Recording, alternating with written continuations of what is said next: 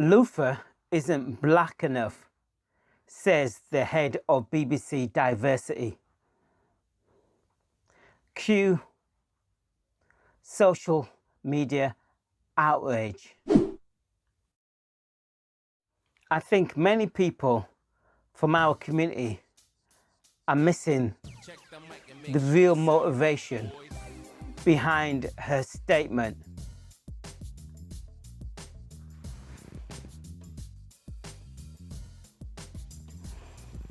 Oh, hi, I'm Sundjata. I'm the founder and leader of a brand new organization called Warrior for Power. Our sole mission is to bring about the total, radical transformation of the lives of African people on planet Earth. In this century, the 21st century.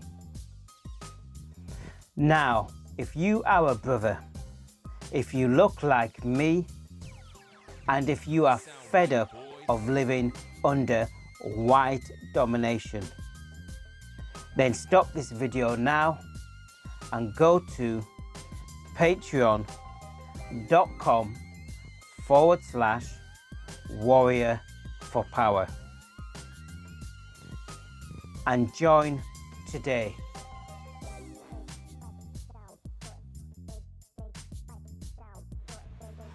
Now, I've never seen Luther.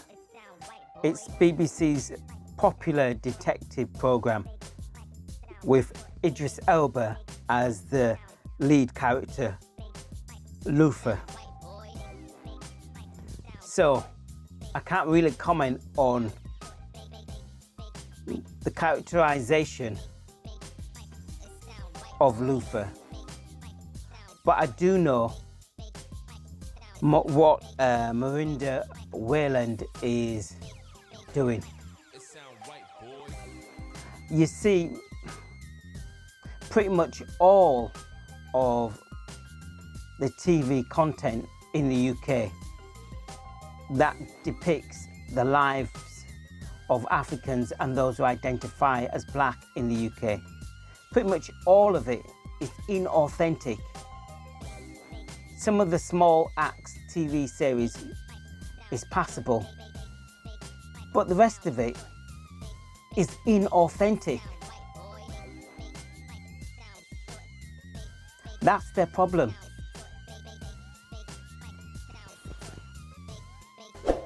It sound right, boy. I think it was Dominic Raab, the foreign minister for the UK, who said that the UK was a superpower when it comes to culture and cultural export. So now that the UK has come out of the European Union, the British are looking for ways to earn an income under their new slogan, Global Britain. Well, under Global Britain, all the assets in this country have to turn a coin. They have to make money.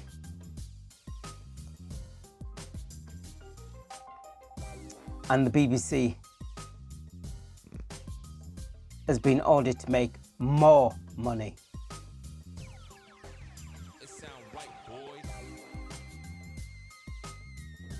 So you see, Britain's manufacturing sector is, 7%, 6% of the economy.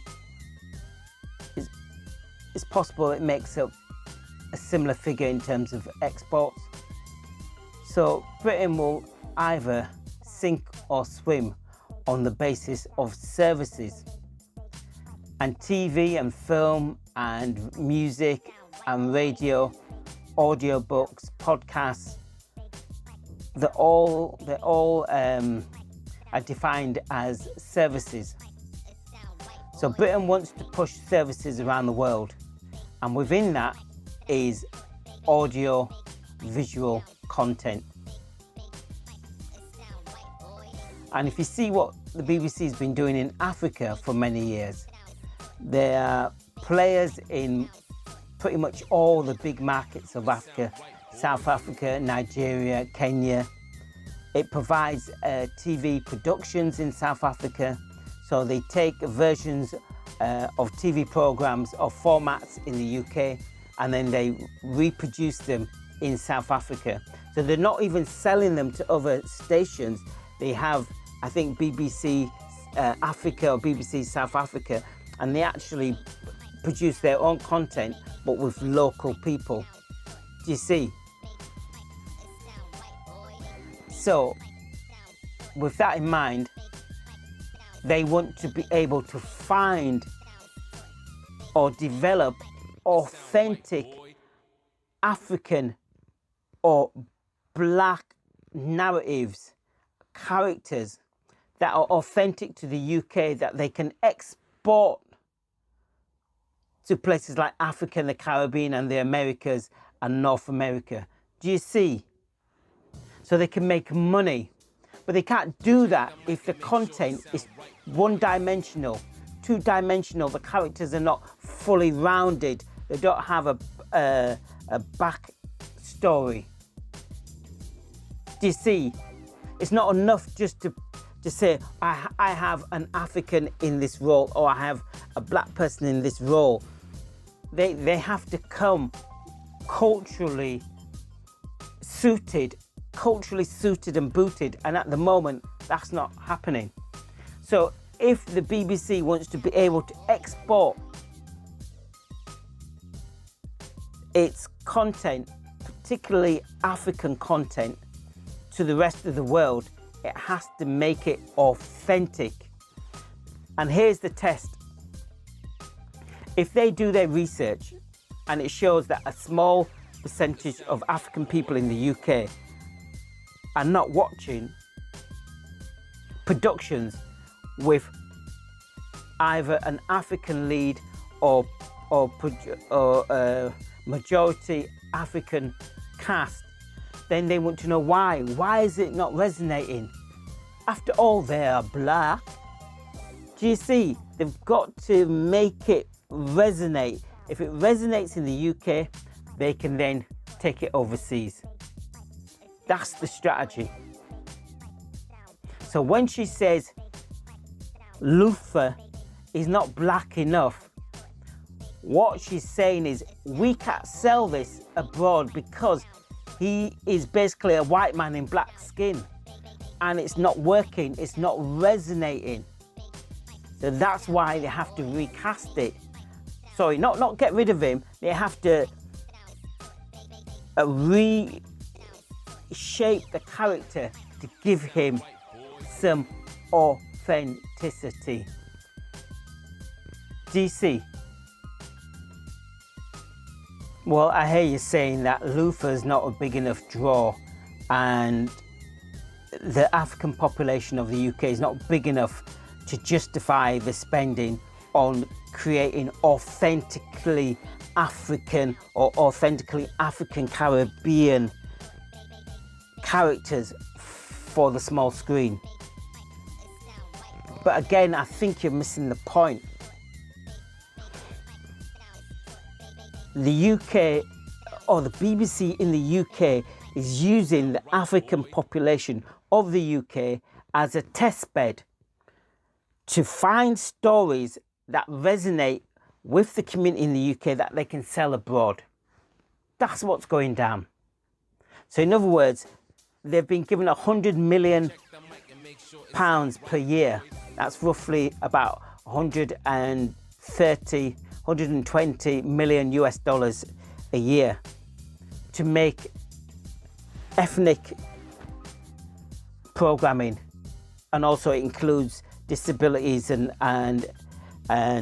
gay and other things, trans. So it includes all those people. 100 million pounds or 130 million US dollars. And what they want to do is they want to be able to find gems out of it that they can sell overseas and recoup that 100 million, or make more, 2, 3, 4 times that amount. Do you see? So they're seeing it as an investment, that they want to sweat the asset. They want to use the African population in this country, their stories, sweat them and take them overseas. So in other words, we are being exploited and at the same time marginalized from the process. Now, if you don't think this is happening, I encourage you to look at another sector, education. I believe the UK signed a trade agreement with Kenya just a few weeks ago. You see, what they're doing with education is Britain again has these private, what do they call them? Academies, educational academies, chains. They're, you know, so they take over groups of schools and then they run them. And they get money from the government, but they run them. So that model is what they're trying to roll out into Africa.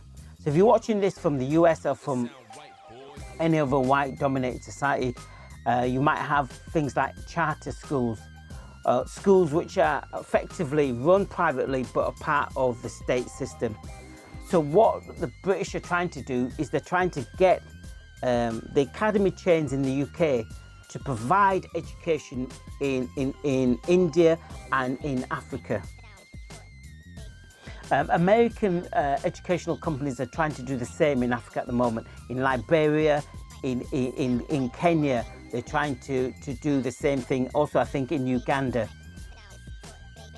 So you see, the British are trying to sweat their assets. You've got another idea that they're floating, which is a privatised version of the National Health Service.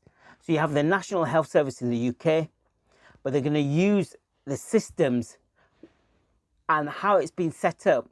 They're going to use that model and then they're going to take it overseas, but it will be an insurance model or private paying model rather than a tax, single payer tax funded model.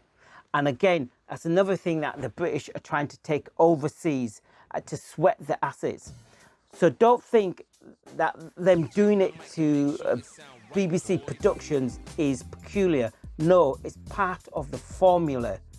Global Britain take assets in the UK and sweat them overseas to make profits to send back, for dividends to be sent back into the UK. And that's how they're doing it. Okay, so I'm going to follow this up in Patreon. So if you want to join me, it's just $2 if you're living in the Caribbean or Africa to subscribe, or $6 if you're living in the West to subscribe. So come and join me in Patreon. Okay, I'm out of here. Check the mic and make sure it sound right, boys.